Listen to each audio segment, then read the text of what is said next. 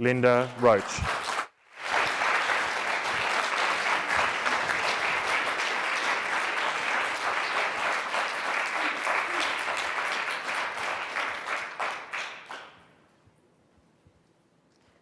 Contest Chair, fellow Toastmasters and guests, today we had the joy of listening to Dee's speech. I have to admit, I was a little biased. Sitting there being short in the middle, I didn't see Dee. When it said something about spiritual guides, I was expecting something very hippie and ethereal. What I actually got was an incredibly professional-looking lady giving a very polished speech. The pace was wonderful. There was a lot of information in there, but it never felt rushed.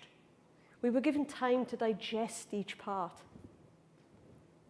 Her speaking voice is clear. Her enunciation left us in no doubt as to what that message was. And what a subject. It's a subject designed to prompt us to think. And she started the speech with a question about spiritual guides. Towards the end, she gave us examples of things that we can flip from one way to the other, and then ended it with a really strong conclusion, challenging us to look at the people in our lives that we may want to view a little bit differently. I know there are a few names that sprang to mind in my mind. She used humor beautifully throughout. Now, humor is one of my challenges, and I admire anyone who can do it like that. She sprinkled it throughout the speech. She didn't bombard us with it all the time. And having just come from a humor workshop, I found that really good to see. That's the practical application of what I was just listening to. The humor was actually interspersed with some very emotional parts, and it took me on a real roller coaster. I went from laughing to being philosophical, and then to being very sad, but then being happy again for the triumph of a mother, and then laughing again because she put humor in. What a wonderful journey we were taken on.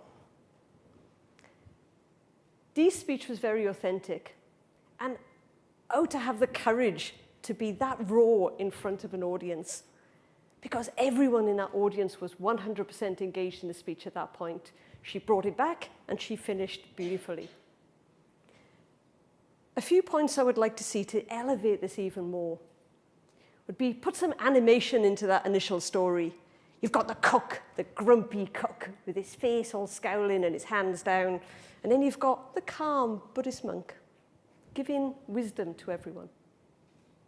And really use that vocal variety. Like when you say to the audience, like, how, really shout like, a good question would be, how? Get our attention.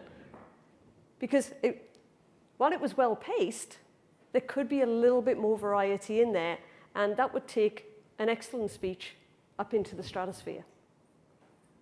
So what I actually experienced today was a well-paced, clearly thought-out speech that showed real wisdom in how to put a speech together. A little bit of work on the pitch, the variety, etc. And now I'm going to leave you because I need to call my mother and get some spiritual guidance. Thank you.